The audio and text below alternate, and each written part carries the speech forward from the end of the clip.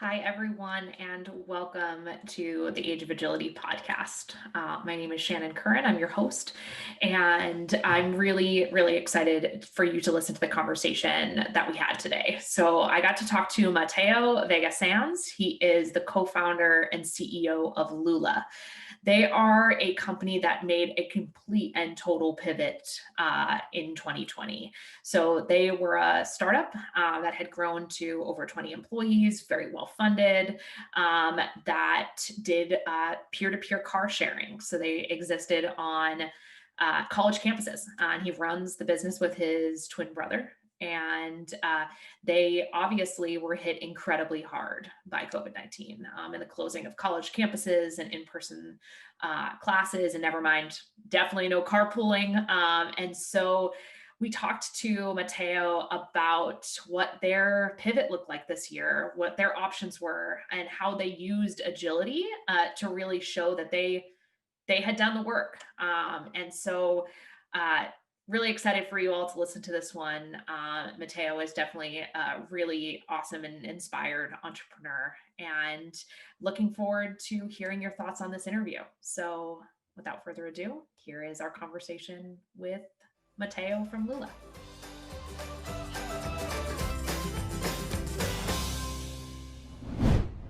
Welcome back, everyone, to the Age of Agility podcast. We're so happy that we have you with us today. I am speaking to Mateo Vega Sanz, who is the co-founder and CEO of Lula. Super excited to talk to you today, and thanks so much for taking time out of your busy schedule.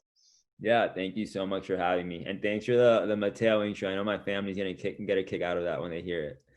Yeah, I met you as Matthew, so that's very confusing, but So did most people. I'd love to hear a little bit about Lula and how it started, and then we can start to talk a little bit about what 2020 has been like for Lula and the pivot that you guys made this year. Yeah, so Lula has a really funny beginning story. My brother and I love pizza, particularly Papa John's, and it wouldn't deliver to Babson College where we went to school. And so one night my brother saw a parking lot outside our dorm room, and he was like, man, it'd be really cool if we could rent a car out from another student and go pick up the pizza. And at that point, it was midwinter, a lot of storms going on, and we were often bored. So I was like, you know what, let's try to see if we can code something. Went on to Google, searched up how to code an app, and a couple months later, we had developed a version that our friends really liked, and we launched it on campus. Kids seemed to like it, and so we were able to outsource a couple of professional developers to help us once we got a little bit of traction. And at that point, we did a full nationwide launch. And it went viral. We expanded onto more than 500 campuses in all 50 states within a handful of months. Things were just going really well. And as soon as COVID happened, it kind of shut us down because there was a lot of uncertainty on college campuses, which was really unfortunate.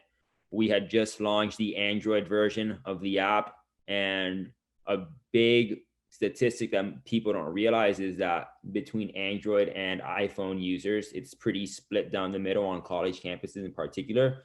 So we were expecting to hit double the growth in terms of users this year. We were expecting a huge year for us. So COVID, like everybody, it impacted us substantially. And one of the things that was unique about us since day one was we're the only company that rented out cars to 18-year-olds. Terrifying. Yeah, without any sort of restriction. And so college students could rent a car out from another, mind you, it was another student's car they'd be renting for $5 an hour, $25 a day were the starting prices. So insurance companies weren't too crazy about that, but we were able to convince a few to listen to us, and they decided to give the coverage. And so when everything happened with COVID, we had a lot of companies reach out saying, hey, could you help us with insurance? And then at that point is when we were like, okay, maybe there's an opportunity here, maybe not to be a car sharing app for students anymore, but to use our resources and our connections in the insurance space to make a business. And so that's what we're doing today. So this year has been a huge year for you guys, right? So as you were mentioning, so a core part of your business, your original model was around insurance. So can you talk a little bit about the experience of trying to get insurance originally? Because I know that was a big feat for you guys. And then sort of your aha moment during this transition of really being able to pivot to that being sort of what your business now looks like. Yeah. So, and back in the early days, mind you, we had the idea originally for this car sharing app in, I believe, March 2016. We didn't do a soft launch on Babson because we did a launch on Babson, and then when we saw it was a success there, then we went nationwide 8 months after that. But like I said, we had the idea March 2016, and between March 2016 and February 2018, we got rejected by more than, I believe the number was 47 different insurance companies.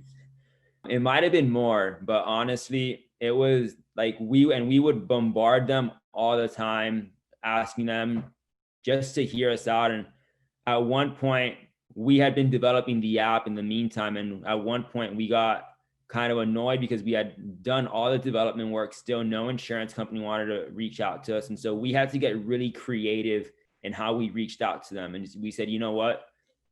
It hasn't been working in them, pitching them like if they're insurance companies. We have to do something a little bit different because we already have the app developed. All we need is the insurance. So we came up with the idea of pitching them like they were investors. And we made this whole pitch deck for them, basically talking about what type of return on investment they would get if they worked with us. Their investment would be providing coverage. And I remember the subject line was generate $50 million in premiums in the next 5 years. And we sent it to all 50 companies or 47 companies. Only 3 responded. And I think it was because another thing that we did is we knew they wouldn't even take the time to get on the phone with us. So we included a full script for each slide in the deck. And 3 of them ended up reading it. They got on the phone with us. Only 1 ended up giving us some sort of deal. It was the worst coverage in the world. Looking back on it, I don't know how anybody signed up their car that first semester with us, but we were fortunate where we didn't have any sort of crashes. And so we took that data and we went to the insurance company. We were like, look, we just operated for essentially a full semester in Boston, midwinter, where it's highest risk because of all the poor weather. And we didn't have a single crash. Take a chance on us. And now we're entering the fall where weather's going to be substantially better. Driving risk is going to be way lower. Just take a chance on us. And we finally got one of the bigger companies to take a chance on us. And then again, that semester, we only had 1 crash. And that was when we had launched into all 50 states on more than 500 campuses. And so 1 crash when you're growing that big, Right.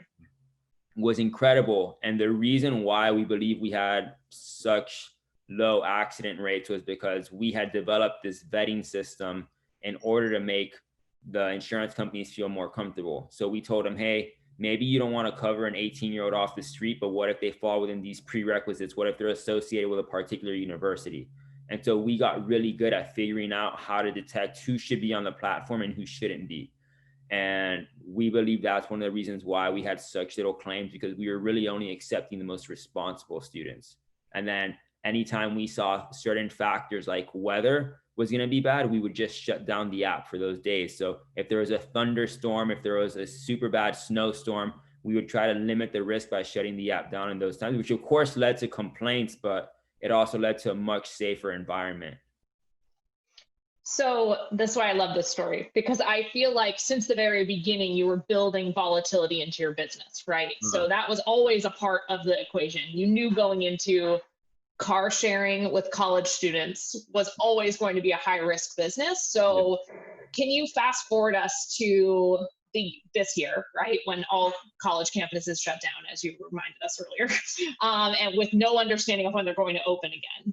And talk us through what those first few weeks were like, and then what the months to come looked like for you guys. Yeah, so most people knew about COVID in March. We knew about COVID back in January because we were in the tech scene. There was already word starting to get out of Asia, and because there's a lot of the tech world does a lot of business, of course, in Asia and in San Francisco, word was starting to get out. We were in the process of raising a big round of funding. We are honestly close to running out of money, which was one of the motivations for that round of funding. And all of a sudden, word starts to trickle in about this virus in San Francisco, which is where we were raising money out of. And they start saying, oh, you know what? We hear that there might be this problem that's going to impact the economy. We're not gonna invest at this time.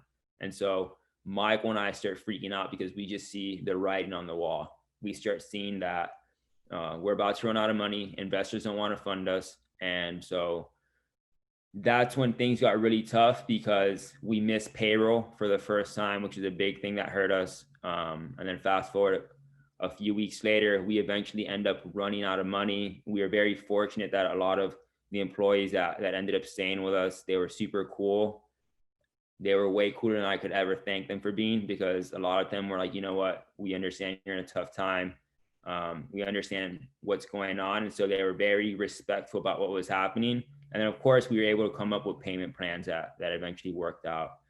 We saw the writing on the wall. We had hit negative. And at that point, when the pandemic finally does hit us in March, we're trying to figure out what it is that we're exactly going to do. We're like, man, do we sell the software just so we can at least get something out of it? Because at that point, we weren't even concerned, Michael and I, for ourselves. We were concerned first, let's get the employees paid, and then let's get the investors some sort of return on their money. I didn't want to call them and say, hey, we lost everything. And how many employees did you have at this time? How many employees did you have? I believe it was like 13 or 14, something like that. Okay, so substantial amount. Yeah. And the hardest part for us was like Michael and I were young, so I could easily go back to move in with my parents and start from scratch. A lot of these people had families, they were middle-aged people.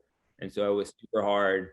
I remember one of the employees that had just done his paperwork for his child support. And so I was devastated having to do that, because like, man, like what's going to happen with this kid now? Like, and I felt I was responsible for it. And so one of the investors that had backed out right as we were hitting negative, we were super upset because they had told us for 6 months they were going to give us a 7-figure investment. And we had planned all around that for the last 6 months, and they pulled out last second.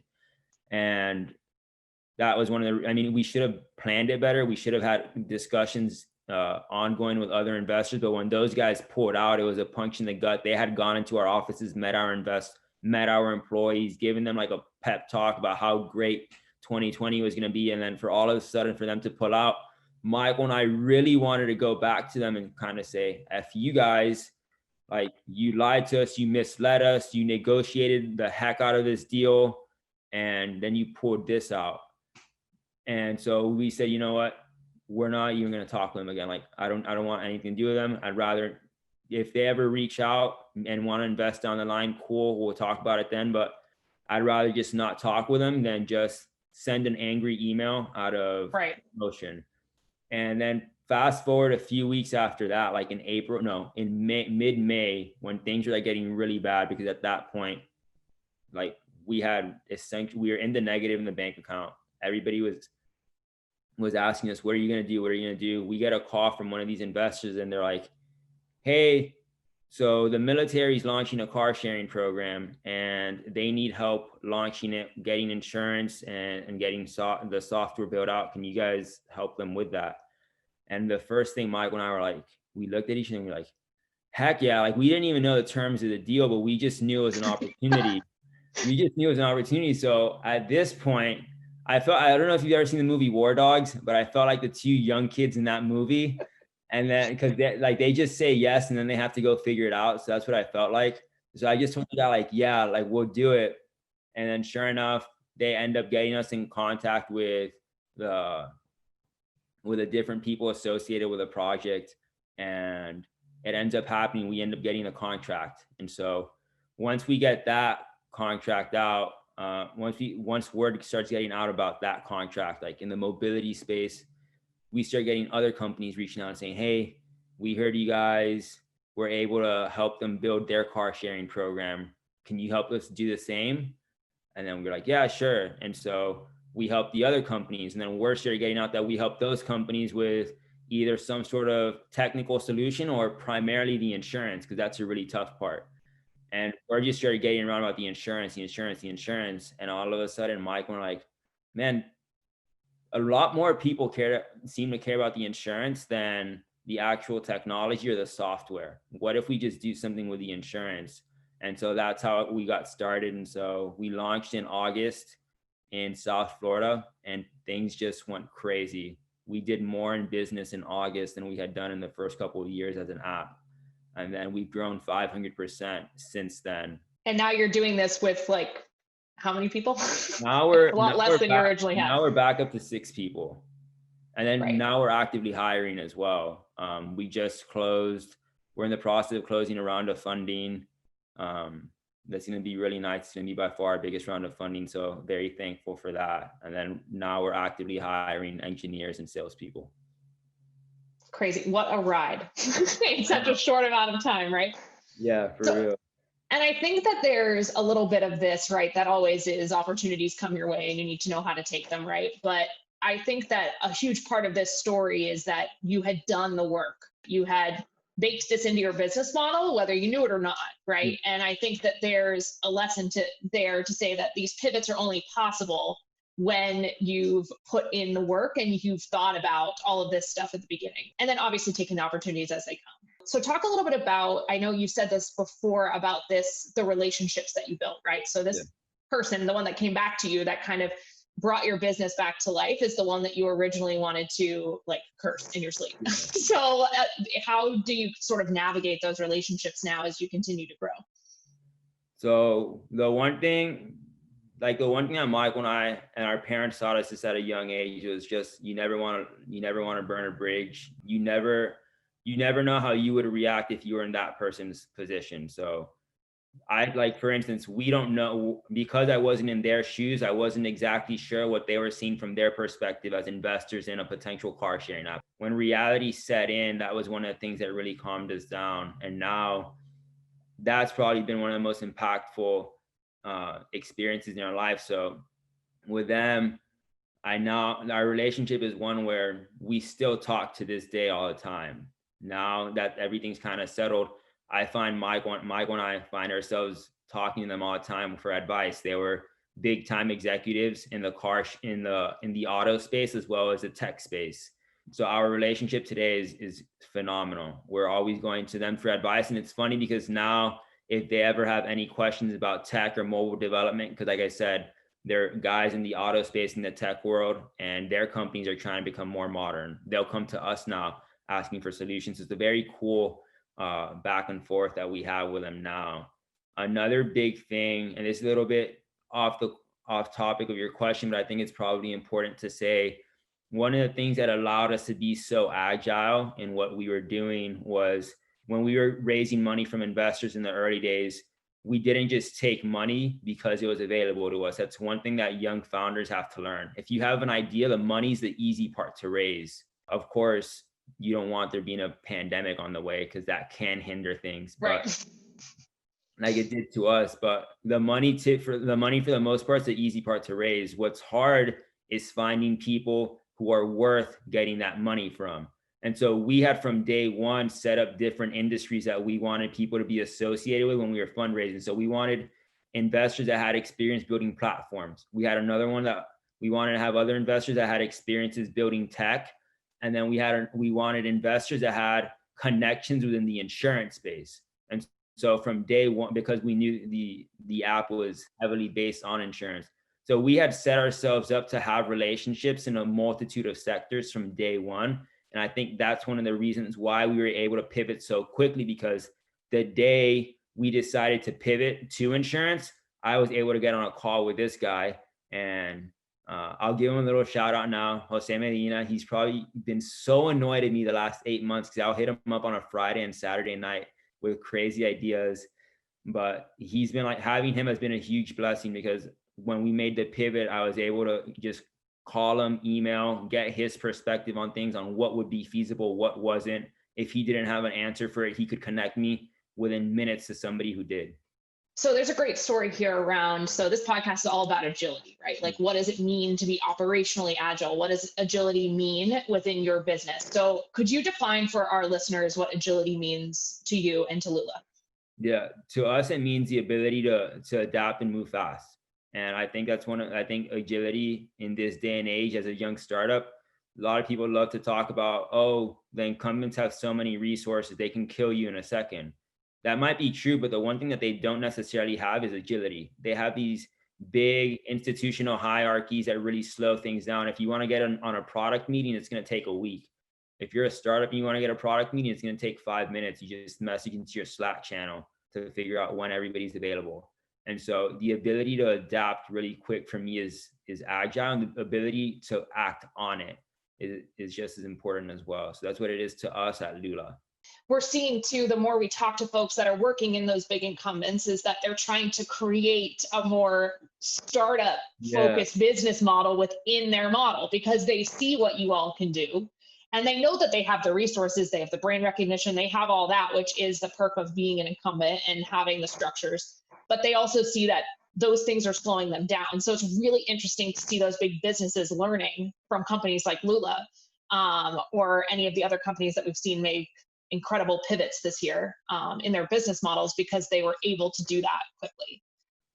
Yeah. And it's really funny because you'll see now a lot of these big incumbents, like they've tried to poach my brother and I away from the business, and they'll be like, their pitch will be, hey, we're starting this new subsidiary, and given what you guys have accomplished, we want you to kind of lead the way.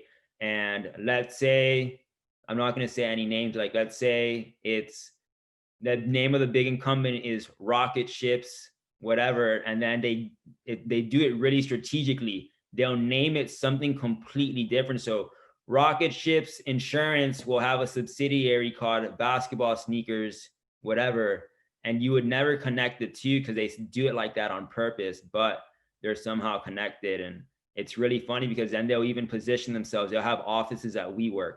And so you'll meet this startup, basketball shoes, whatever, and you'll think they're just a bunch of people that had an idea. And then you dig in a little bit deeper and you're like, oh no, you're part of this big incumbent. Like you guys are. Right. So it's really funny how they're setting themselves up nowadays. Absolutely. So the end of this interview always ends with a question about how you're doing. So I know that you've had a huge year, and you're at least in sunny Florida. So I'm thoroughly jealous of your weather. But so how are you? How have you been? I can imagine that you'd answer that differently depending on when I asked it. But how are you? Today, I'm very tired. To be honest with you, there's been a lot of late nights and lack of sleep. But honestly, like I'm incredibly thankful and grateful. Like I always tell Michael, my brother, I'm always like, I have to be the most grateful person of all time, because I remember earlier this year when we were negative in the bank, I couldn't go get groceries and I couldn't put gas in my car. And so it's like, now looking back, I'm like, crap, that was 6 months ago. And now I can go and put gas without thinking twice about it and things like that. So I know tough times are ahead of us. I know the high that we feel right now, there's going to be some sort of obstacle or adversity that's inevitably going to come. But after what we've gone through, I'm just so fortunate and I feel so blessed, and I'm so happy where we're at right now, that even when those moments of adversity do hit us, I'll be able to look back on how bad it once was and be like, you know what, it's not as bad as it was in the past. Like I'll have some sort of perspective. So I'm just like, I have a completely different perspective on life, and I couldn't be happier with everything that's going on right now. But I am a little tired. I'll say that. You're allowed to be tired. Yeah, and the perks and well, I'm sure there's pros and cons of working with your brother every day, but owning a business together. That's good, especially when you're twins. Like you grow up your entire life together, so you spend a lot of time together, even if you have your own interests. So sometimes we definitely need a break from each other. But like starting a company is so hard. Sometimes just like, how do people start a company without it being their brother? Like you have to be in constant communication. And I think that's one of the reasons why we've been at such an advantage the last couple of months over incumbents. I think our ability to move has been a big in part because of us living together. All right. So for all of our listeners, Mateo, where can they find you on the internet? Where can they find Lula? Where can they stay connected to your growth? Yeah. So Lula's website is lula.is. They can email me at matthew@lularides.com, and I'm pretty active on my email, so I'll always answer. If they're more social bugs and like Twitter and Instagram, they can always hit me up there. As every 24-year-old, I check those regularly. So my Twitter is Matt Vanz, that's VANZ, and then Instagram is Mateo Vega Sanz. And then, like I said, pretty active on both. And if you ever have any questions with insurance and you're in the mobility space or even the trucking space, we're launching that in March. Would love to help. And even if you're not in one of those spaces, I'm always down to talk insurance, because there's not a lot of 20-year-olds in the insurance space that can converse about that or enjoy doing so. And the rare instances that I find somebody my age that's down to talk insurance, I'm always happy to do so. Awesome. Well, thanks everybody for hanging out with us today and listening to the Age of Agility podcast. Make sure to like and subscribe, and you can listen to us on any place you find your favorite podcast, as well as quickbase.com/podcast. We also have a YouTube channel, so you can see our faces while we're talking if you want to do that. We're looking forward to seeing you next week. All right. Have a good one. Bye.